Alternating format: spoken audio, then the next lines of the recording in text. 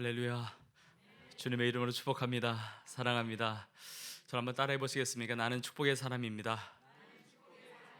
나는 기적의 사람입니다. 여러분 믿으시죠? 2022년도도 특별했지만 2023년도가 더욱 특별한 한 해라고 믿습니다. 정말 우리나라의 이 분단의 역사, 정전된 지 70년이 되는 이 한 해이기도 하고, 성경에 보면 우리 유관진 목사님도 말씀하셨지만 70년이라고 하는 때를 하나님이 정하시고 이스라엘 백성들도 출 바벨론 하는데 하나님께 사용하셨는데, 예레미야 29장에 보면 너희를 향한 나의 생각은 평안이요 재앙이 아니다. 너에게 미래와 희망을 주는 것이다. 그리고 그 전에 10절에 보면 70년이 차면 너희에게 돌아오게 하겠다. 하나님의 계획이 있었습니다. 그런데 하나님은 계획을 가지셨다고 일하시지 않고 그 계획 가운데 우리의 삶을 사용하시는데, 그 다음 12절 13절에 너희가 내게 부르짖으며 내게 기도하면 너희의 기도를 들을 것이요 너희가 온 마음으로 나를 구하면 너희가 나를 찾을 것이요 만날 것이다 말씀하십니다. 하나님의 계획이 있는데 그 계획을 이루어 드리는 기도의 사람이 있을 때 하나님 그 역사를 이 땅 가운데 이루어 주시는 것입니다. 정말 놀라운 은혜입니다. 우리 주빌리 구기도회가 이렇게 오랜 세월을 또 기도해 오셨고, 또 이 코로나 기간에 정말 작년에만 국내 거점이 4개가 생기고 총 국내 22개 또 해외 18개, 그 이야기를 들으면서 참 너무 놀라웠습니다. 국내 해외 할 것 없이 40군데에서 거점에서 기도를 하는 것, 야, 하나님의 나라는 계속 확장되는구나. 여러분, 올 한 해의 키워드가 있다면 하나님께서 부흥의 기적을 이루어 가시는 한 해가 되는 줄로 믿습니다. 이럴 때는 아멘을 크게 하셔야 됩니다. 부흥의 기적. 예수님께서 제자들에게 사람들이 나를 누구라 하냐 그럴 때 선지자라고도 하고 세례 요한이라고도 하고 또 엘리야라고도 하고 이렇게 대답할 때 너희는 나를 누구라 하느냐 이렇게 물으실 때 베드로가 대답하지 않습니까? 주는 그리스도시요 살아계신 하나님의 아들이십니다. 그때 예수님께서 말씀하십니다. 바요나 시몬아, 내가 복이 있다. 그걸 알게 한 것은 너 자신이 안 것이 아니라 하늘 아버지가 알게 하셨다. 여러분, 주는 그리스도시요 살아계신 하나님의 아들이심을 믿으십니까? 하나님께서 알게 하신 것입니다. 우리 안에 내주하 계시는 성령님께서 고백하시는 것이죠. 근데 예수님께서 놀라운 축복을 하십니다. 이 반석 위에 내 교회를 세우겠다. 이 반석, 이 신앙의 고백 위에 주님의 교회, 교회는 건물이 아니고 성도고 성도의 공동체입니다. 우리 주빌리 기도회도 어떻게 보면 공적 하나님의 나라를 이루는 공동체인데, 하나님의 축복은 음부의 권세가 이기지 못하리라 그럽니다. 음부의 권세가 이기지 못한다는 것은, 권세라는 것이 문이라는 의미예요. 게이트, 대문. 음부의 대문이 교회를 이기지 못한다는 겁니다. 이게 잘 안 다가와요. 왜냐하면 문이 어떻게 이기질 못할까? 문은 가만히 있는 거잖아요. 한번 여쭤보겠습니다. 여러분, 대문은 공격하기 위해서 있는 겁니까? 지키기 위해서 있는 겁니까? 지키기 위해서 있는 거죠. 여기 아주 중요한 메시지가 있습니다. 교회는 수비하는 것이 아니라 공격에 들어가는 겁니다. 음부의 권세가 교회를 공격하는 것도 맞지만, 주님이 약속하신 것은 음부의 문이 이기지 못한다는 것은 교회는 확장되고 전진하고 그 음부의 문들이 깨어지면서 하나님의 나라의 놀라운 부흥 역사가 있다는 겁니다. 여러분, 그런 의미에서 올 한 해를 살아갈 때 나는 지키겠다, 버티겠다, 다 중요한 거예요. 그러나 그것은 이 땅에서 하나님의 일을 이루어갈 수가 없습니다. 지키기만 하고 어떻게 하겠어요? 하나님의 전신갑주를 입고 믿음의 방패를 들 뿐만 아니라 성령의 검, 하나님의 말씀을 가지고 승리하는 역사가 있기를 주님의 이름으로 축복합니다. 저는 주빌리 기도회가 이렇게 하나님의 나라 확장을 위해서 이 거점들이 세워지고 전진하고, 정말 하나님이 그런 공동체를 찾으세요. 그런 교회를 찾으십니다. 그런 성도를 찾으시고 그러한 민족을 찾으시는데, 우리나라가 그렇게 쓰임받는 것이 감사하고, 우리 주빌리 기도회가 앞으로도 그렇게 놀랍게 쓰임받을 수 있기를 간절히 축복합니다. 하나님께서 우리에게 부르신 부르심이 있는데, 부르심이 대략 여러 가지로 나눌 수가 있습니다. 일반적인 부르심이 있습니다. 오늘 주신 말씀처럼 오직 성령이 너에게 임하시면 너희가 권능받고 예루살렘과 유대와 사마리아와 땅끝까지 이르러 내 증인이 되리라. 증인되어 살아가는 삶은 모든 성도들에게 주신 사명입니다. 물론 뭐 목회자들이나 저 탐문어권 해외 파송된 선교사님들만이 아니고 하나님께서 나를 부르시고 나를 구원하셨기 때문에 내가 예수님을 믿고 구원받았으면 주님의 제자로 살아가는 것이고 선교사로 살아가는 겁니다. 공식적인 오피셜한 선교사님들도 있지만 예수님이 선교사셨기 때문에 저 하늘 보좌를 버리시고 하나님의 미션을 가지고 오셨기 때문에 예수님을 따르고 예수님을 믿는 모든 성도들, 예수님의 제자들은 다 미셔너리로 살아가고 있는 겁니다. 그러니까 우리의 것이 일반적인 부르심은 올 한 해 동안에도 복음을 전하면서 사는 것입니다. 자, 그런데 이 일반적인 부르심과 함께 개인적인 부르심이 있습니다. 다 복음을 전하지만 개개인마다 하나님 주신 달란트와 은사가 다 다릅니다. 하나님 주신 자원이 다릅니다. 베드로와 요한도 복음을 전파하는 일반적인 부르심을 다 가졌습니다. 너희는 가서 모든 민족 제자 삼아라, 성령의 권능 받고 증인되라, 이 부르심을 받았지만 베드로와 요한이 사도행전 3장에 보면 함께 기도의 동역자가 돼서 성전에 올라갑니다. 나면서부터 걷지 못했던 사람을 나사렛 예수의 이름으로 명하노니 일어나 걸으라, 은과 금은 없지만 예수의 이름으로 걸으라 할 때 일으키잖아요. 같이 동역했지만 베드로와 요한의 부르심은 달랐던 거죠. 베드로는 로마에 가서 복음 전하면서 십자가에 거꾸로 못 박혀 순교하기까지 복음을 전하고, 요한은 예수님의 육신의 어머니 마리아를 돌보면서 또 12제자 중에 가장 오래도록 살면서 또 반모섬에서 하나님의 계시를 받고 요한계시록까지 쓰면서, 그러니까 각자의 부르심이 있는 거예요. 그러니까 우리는 다른 사람하고 비교할 게 없습니다. 주님께서 우리 가운데 각자의 달란트를 주셨기 때문에 5달란트를 맡기셨든지 2달란트를 맡겼든지 1달란트를 맡겼든지, 1달란트 맡긴 사람처럼 묻어두지 말고 2달란트 받은 사람은 2달란트를 남겼고 5달란트 받은 사람은 5달란트를 남겼습니다. 근데 둘 다 2달란트 남기고 5달란트 남겼는데 주님의 칭찬이 똑같습니다. 주인이 돌아왔다는 건 예수님의 재림의 때 주님 앞에서 결산할 때가 있는데 칭찬이 똑같습니다. 그 얘기는 뭐냐면 상대평가가 아니라는 거죠. 다른 사람보다 잘했느냐 다른 사람보다 못했느냐 하나님의 평가 기준이 그것이 아니고 나에게 주신 것에 대해서 물으시는 겁니다. 상대평가가 아니고 절대평가예요. 올 한 해를 살아가면서 나에게 주신 것에 대해서 하나님 앞에 내어드리는 겁니다. 하나님은 나에게 없는 거 요구하신 적이 없습니다. 사르밧 과부에게도 다른 거 요구하지 않으세요.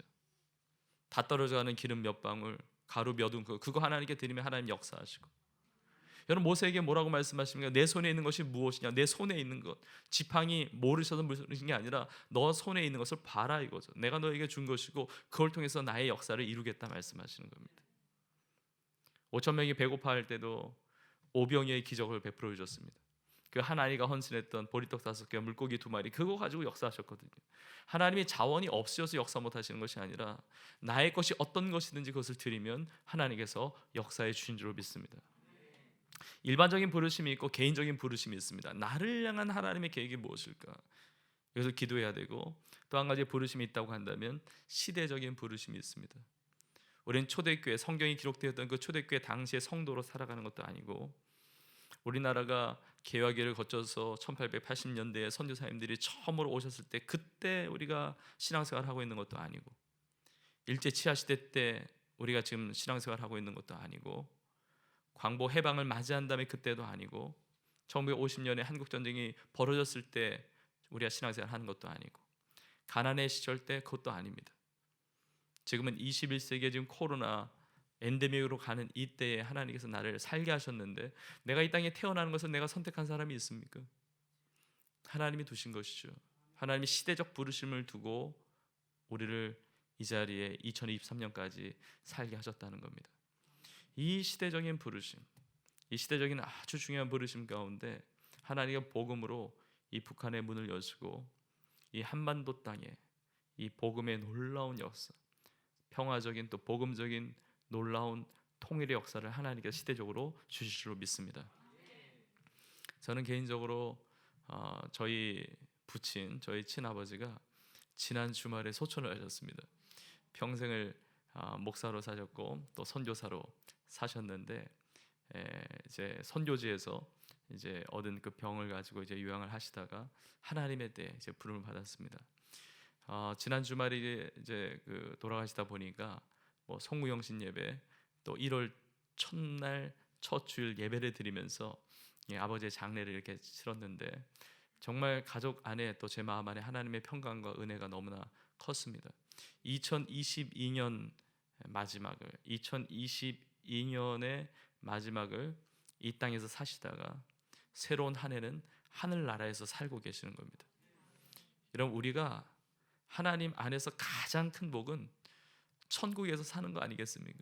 거기 눈물도 없고 뭐 근심도 없고 뭐 질병도 없고 뭐 아무것도, 그러니까 영원 복락 누리며 그 하나님의 놀라운 영광 가운데 영원토록 산다. 이게 가장 큰 축복인데 왜 2022년을 살다가 2023년을 이 땅에 살지 못하는 사람들이 많은데 나에게는 왜 2023년을 허락해 주셨을까?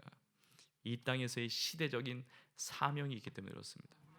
하나님 나라에 입성한 자들에게 주신 사명이 아니고 하늘나라에 입성하기 전에 이 땅에 이 시대 가운데 살게 하시는 성도들을 향한 하나님의 사명이 있는 것입니다. 여러분, 그 사명 가운데 하나님께서 우리나라 민족 또 전 세계 열방이 아주 중요한 것이 이 통일의 시대에 이 문을 여는 것인데 하나님은 반드시 이루십니다. 왜냐하면 하나님께서 계획이 없으시면 기도를 시키지를 않습니다. 여러분, 구약에서 하나님께서 선지자들을 부르실 때 하나님께서 회복에 대해서 말씀하시지만 에스겔 선지자나 뭐 예레미야 선지자나 다 마찬가지입니다. 회복에 대한 말씀을 하시기 전에 그 선지자들을 부르셨다는 것 자체가 소망인 겁니다. 하나님의 계획이 없으면 사람을 부르지를 않습니다. 근데 하나님이 하실 일들이 있기 때문에, 하나님 이루실 그 청사진 계획이 있기 때문에 하나님의 사람들을 부르시는 거죠. 여러분, 이 자리에 계시는 여러분 한 분 한 분이 계시다는 것 자체가 이 땅을 향한 하나님의 계획과 소망이 있는 줄로 믿습니다. 여러분, 소돔과 고모라는 왜 멸망당했냐면 거기에 죄가 관영했죠. 동성이도 있고 뭐 여러 가지 죄들, 뭐 죄악들, 그 죄가 관영하니까 하나님께서 심판하지 않았습니까? 그런데 성경을 자세히 보면 그런 죄가 관영한 것과 동시에 거기에 의인이 10명이 없는 겁니다. 나의 이름을 일컫는 내 백성이 그 악한 길에서 떠나서 하나님 앞에 엎드리고 구하고 기도하면 하나님이 그 기도를 들으시고 그 땅을 고치신다고 했습니다. 저는 저의 먼 친척 중에 그 목사님 부부가 있는데 젊은 목사님 부부입니다. 먼 친척 중에 캐나다에서 사역을 하다가 선교지에 갔는데 그 사모님이 제가 볼 때는 아이를 낳는 은사가 있으신 것 같아요. 아이를 정말 많이 낳았어요.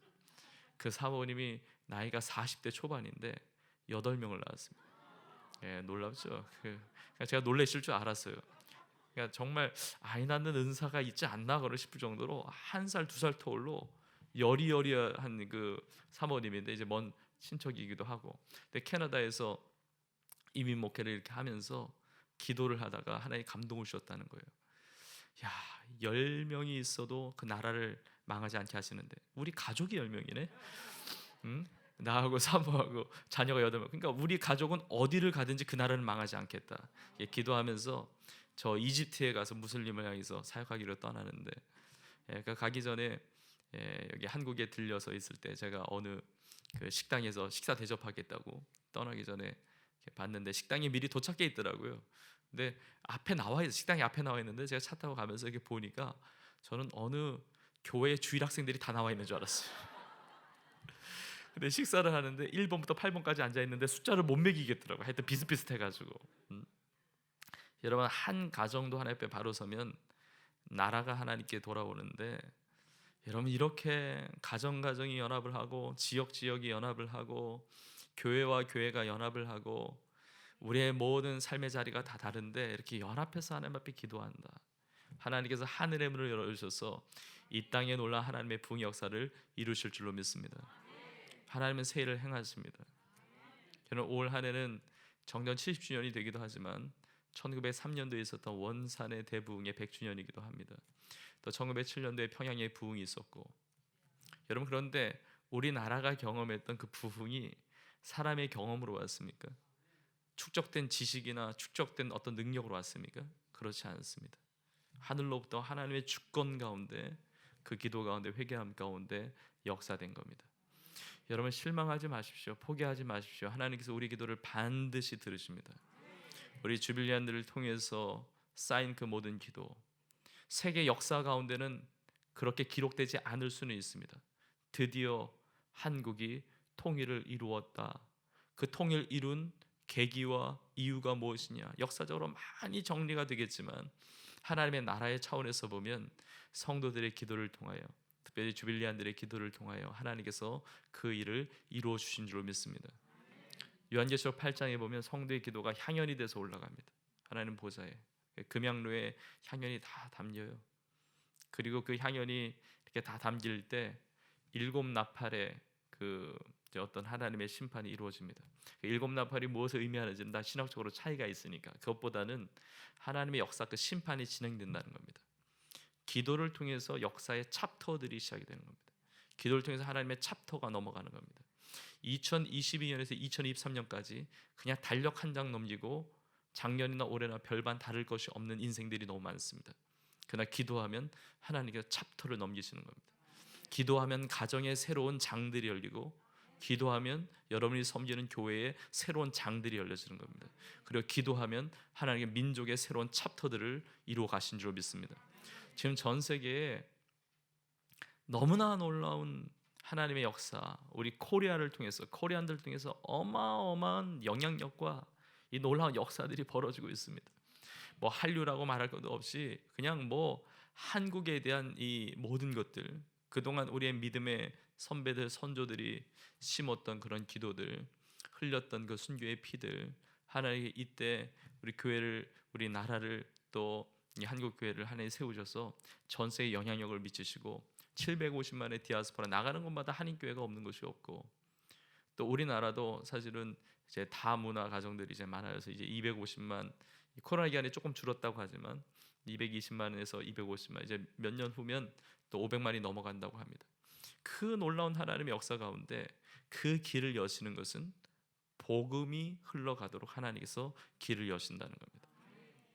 저는 올 한 해가 과거에 볼 수 없었던 하나님의 놀라운 계획, 과거에도 하나님 은혜 베풀어 주셨지만 하나님께서 새롭게 계획하시고 구상하시고 하나님께서 주시는 그 비전을 따라서 하나님의 놀라운 기적이 일어나는 복된 한 해가 될 수 있기를 주님의 이름으로 축복합니다. 하나님께서 모든 길을 여시는데 특별히 또 땅의 길을 여세요. 제가 그것을 잠깐 나누고자 하는데 파워포인트 잠깐 해주시면, 우리나라는 전 세계에 아주 중요한, 어떻게 보면 극동에 있는 나라이기도 합니다.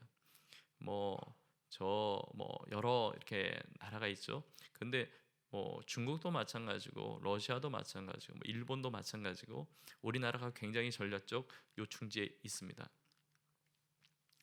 자, 그래서 러시아 같은 경우는 지금 우크라이나 전쟁을 하고 있지만 모스크바 이걸 아니고 블라디보스토크 그 개발에 대해 관심을 가지고 있고요.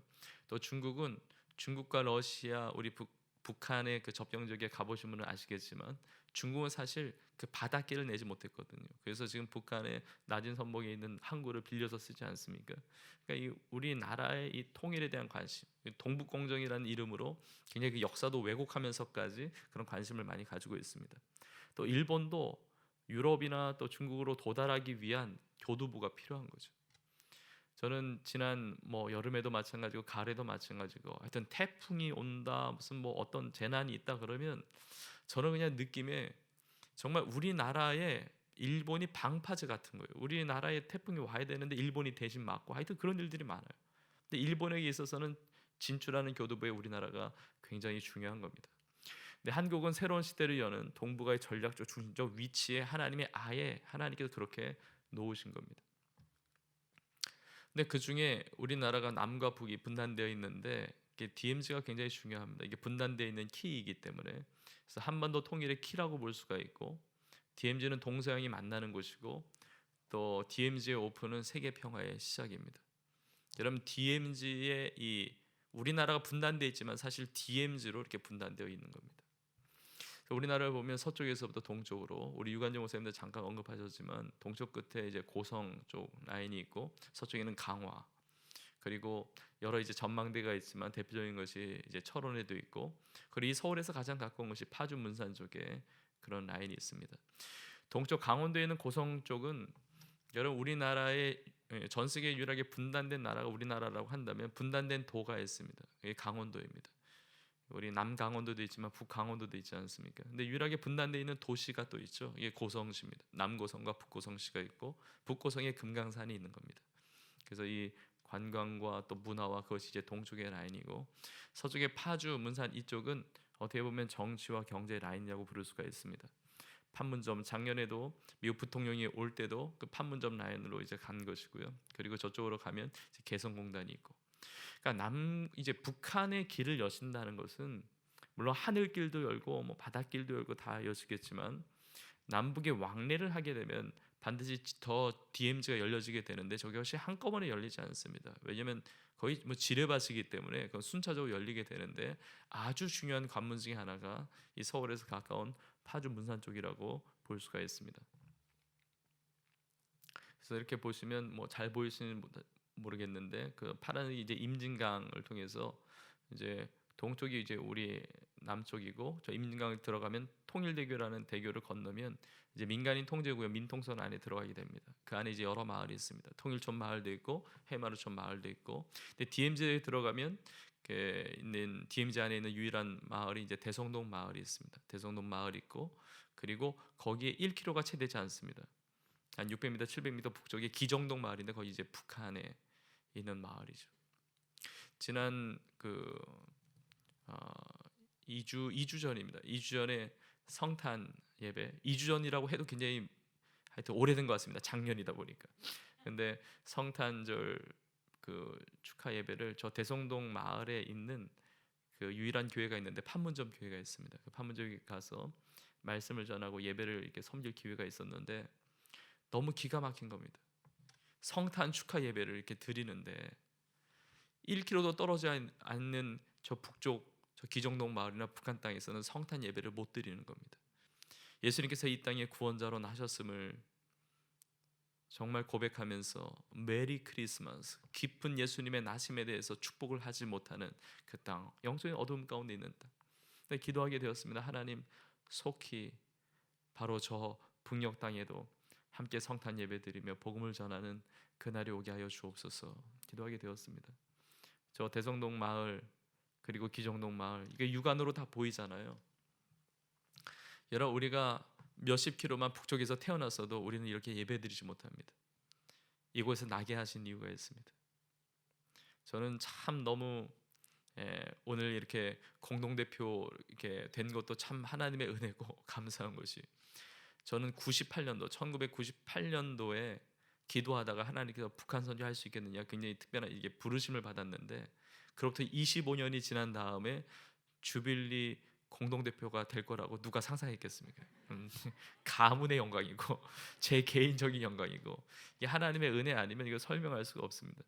그때 이제 북한 선교에 대한 마음을 그때 굉장히 많이 주셨고, 근데 25년 동안 이렇게 지나오면서 이렇게 주빌리안과 함께 또 이렇게 섬길 수 있는 건 너무 은혜가 감사하고요. 여러분, 제가 이 지도를 이렇게 꼭 굳이 보여드리는 이유는 뭐냐면 이게 조만간 열려진다는 겁니다. 여러분이 이 길을 따라서 가게 된다는 거죠. 예. 저는 군 생활을 기도하면서 이제 하는데, 하여튼 뭐 다 군 생활이 다 귀하겠지만 제가 철책에서 근무하게 됐습니다. 철책에서 근무할 때 군목은 아니었고 그냥 장교 생활을 했는데, 그 철책에 있다 보니까 그 군목 목사님들이 못 올라올 때가 많기 때문에 제가 말씀을 전할 때가 많았는데, 늘 철책을 보면서 장병들에게 도전을 했습니다. 너의 인생의 때에 저 철책을 건너서 북쪽으로 복음 전하러 갈 날이 오게 될 거다. 저 땅을 향해서 하나님께서 이곳에서 군생활 하게 하시는 하나님의 계획을 봐라. 아브라함에게 동서남북을 바라보라. 이 땅을 너에게 주겠다 말씀하셨는데, 여러분 보십시오. 이제 대성동을 넘어서 기정동 더 저 북쪽으로 가게 되는 그날이 곧 오게 될 줄로 믿습니다. 저는 여러분이 우리 모두가 영광스러운 세대가 되기를 원하는데, 분단의 세대와 통일의 세대를 함께 경험하는 세대가 되기를 간절히 축복합니다. 하나님, 저는 나이가 너무 많이 들어가지고 통일을 볼 수 있을지 없을지 모르겠습니다. 그러신 분들은 오래 사시도록 기도하십시오. 하나님, 내가 죽기 전에 반드시 통일을 봐야 되겠습니다. 이렇게 기도하십시오. 그리고 이후에 태어나는 세대, 이후에 하나님 앞에 쓰임받는 세대, 통일의 세대를 경험할 텐데, 우리는 영광스러운 세대가 분단의 세대와 통일의 세대를 잇는 브리지 세대가 될 것이기 때문에 얼마나 귀한지 몰라요. 우리의 후손들이 여러분의 기도를 기억할 겁니다. 여러분의 헌신을 기억할 겁니다. 그래서 보면 이제 약간 항공 사진 비슷하게 이렇게 보면 이렇게 민간인 민통선이 있고 또 그 이제 남쪽과 이제 북쪽이 있습니다. 그런데 그 이제 민통선 안에 마을이 있는데 이제 통일촌 마을이 있습니다. 통일촌 마을이 있는데 참 놀랍게 이 코로나 기간에 저 마을과 좀 연결되게 하셨습니다. 그래서 통일촌 마을 안에서 그 이제 커뮤니티 센터를 이제 구축하게 하시고 여기서 이제 많은 통일의 플랫폼 같은 역할을 하게 하셨습니다. 예, 너무 감사하고 그래서 여러 가지 포럼도 하고 여기 센터장은 그 통일촌 마을에 있는 분을 세웠어요. 예, 청년 회장 분을 세웠는데 고령화되다 보니까 청년 회장님이 50대 후반이시더라고요. 예, 하는데 너무 귀하게 그리고 그 여기에 있는 나오는 농산물이나 쌀들도 이게 하면 또 이렇게 팔아드리고 경제로도 자립도 도와드리고 그리고 얼마 전 성탄절 그 시즌에는 교회에서 준비한 성탄 박스 그 천사 박스라고 해가지고 작년에도 섬기고 이번에도 섬겼습니다. 이게 이번에도 이제 다 통일촌 마을에 섬겨드렸는데 너무 큰 은혜가 있는 겁니다. 이거는 뭐 이렇게 뭐 이렇게 녹화되는 게 어떤지 모르겠는데 이건 오프 더 레코드인데 제가 어제 그 통일촌 저 마을에 그 센터장님 제가 만났는데 이번에 그 천사 박스 그 이제 성탄 선물 박스를 마을 주민에게 나눴는데 너무 큰 은혜가 있었다는 겁니다. 그러면서 이번에 특별한 간증이 있었는데 이 성탄절 선물 박스를 나누면서 사망하신 분을 발견한 겁니다. 그 통일촌 마을에 한 300가구 가까이 되는데 그러니까 그 안에 이제 돌아가셨는데 모르는 거예요. 만약에 이게 선물을 나눠드리려고 그 집을 방문해 가지고 간 거예요. 그러니까 만약에 그 선물이 없었으면 봄에서나 발견됐을 텐데 이게 또 간증이 돼가지고 그 마을 안에 귀한 사랑의 사역 이것이 또 통일의 마중물이 되는 그 마을로 같이 섬기고 있습니다. 저 그 이제 파란색으로 되어 있는 것이 임진강이고 왼쪽으로 넘어가면 이제 민통선으로 가고요. 또 오른쪽이 이제 우리나라 남한에 이제 어떻게 보면 최북단에 있는 민간인 통제구역 가기 전까지 최북단의 마을인데 하나님께서 작년 한 해 동안에 이 지역을 좀 서치하게 하시면서 그리고 하나님 큰 마음을 주셔서 저 운천리라고 하는 마을이 있는데 저기 아주 통일의 거점이 됐으면 좋겠다 그런 마음을 주셨습니다. 그래서 그 북방선교 베이스 타운 이렇게 계획도 하고 하여튼 기도하게 되었습니다. 그래서 여기 운천리라고 하는 마을입니다. 어떻게 보면 우리나라의 이제 최북단에 있는 마을이죠. 제가 처음 방문했을 때 저 건물의 모습이었는데 완전히 폐허입니다.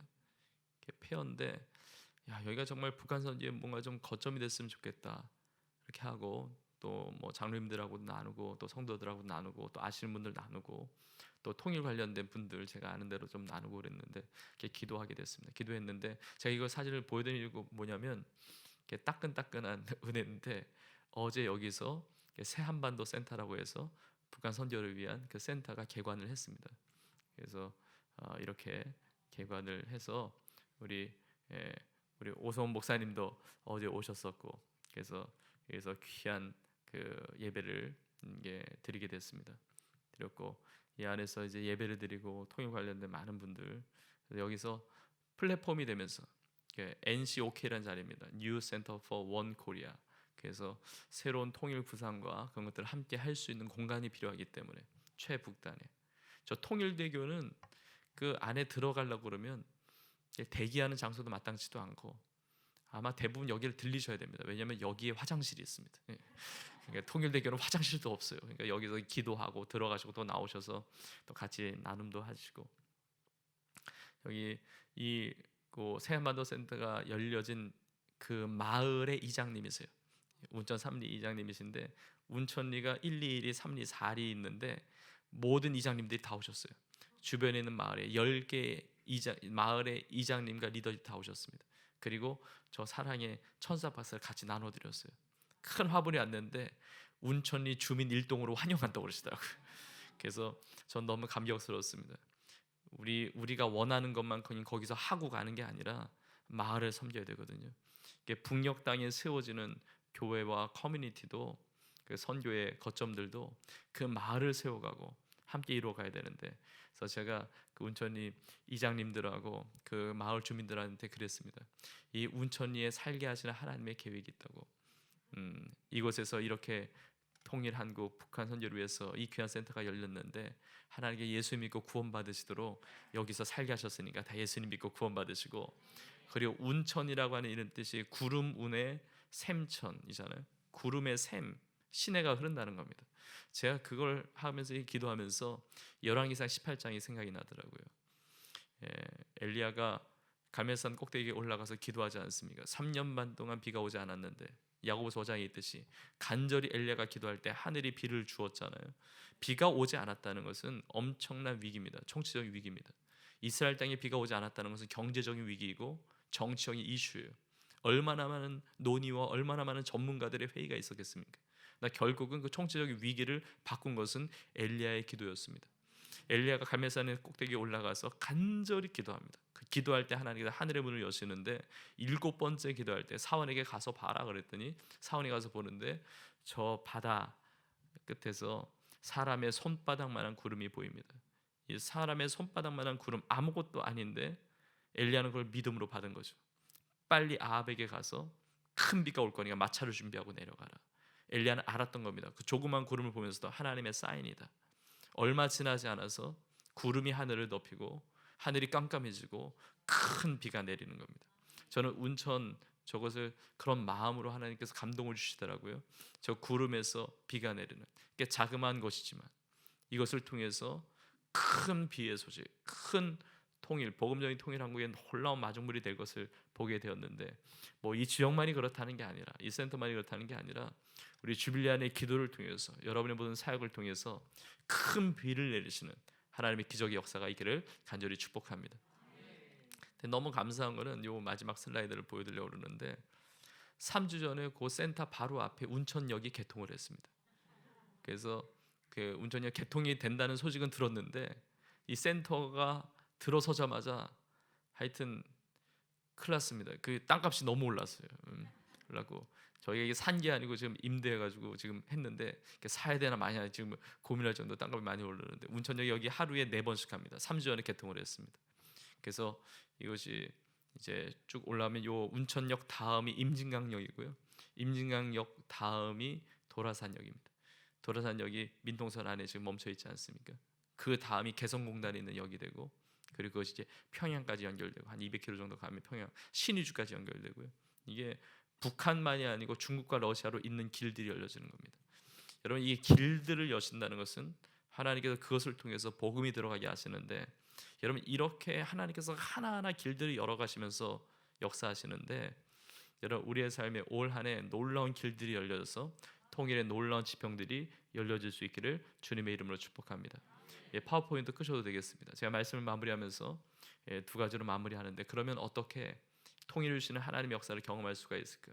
자, 2가지입니다. 한 가지는 통일의 그 역사를 경험하기 위해서는 나의 삶의 자리에서 복음을 전해야 됩니다. 통일의 준비, 나중 일이 아니고 지금 내가 복음의 사명자로 살아가는 겁니다. 때와 기한은 하나님께 달려 있습니다. 우리는 그 때를 놓고 기도해야 됩니다. 아주 중요합니다. 그러나 주님께서 더 중요하게 여기시는 것, 주님의 재림의 때만이 아니라 우리의 삶의 때를 하나님께 맡기면서, 통일의 때도 하나님께 맡기면서, 중요한 것은 오직 너희가 성령으로 충만받으라는 겁니다. 오직 성령이 너에게 임하시면 너희가 권능 받아서 예루살렘, 유대, 사마리아 땅끝까지 이르러 내 증인이 되리라. 자, 성령의 권능을 받으면 예루살렘, 유대, 사마리아 땅까지 증인이 되리라고 예언적 메시지거든요. 땅까지 가려면 길이 막혀 있는 데가 많습니다. 지금 땅끝까지 가려고 그러는데 북한이 지금 막혀 있잖아요. 그런데 성령의 권능을 받으면 땅까지 증인이 되리라 그렇게 하신다는 것은 증인으로 살면 그 길은 알아서 성령께서 열어주신다는 겁니다.